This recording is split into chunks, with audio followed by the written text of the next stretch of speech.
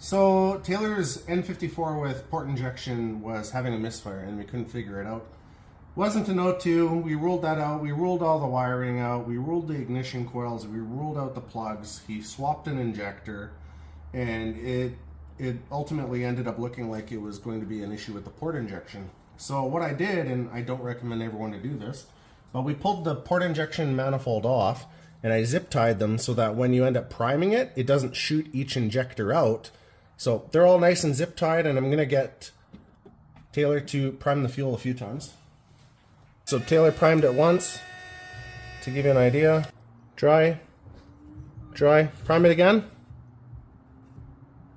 Wet. So if you prime it a couple of times, now because we had the high pressure pump off, if he primes it a few times, you can actually see here where it's dripping.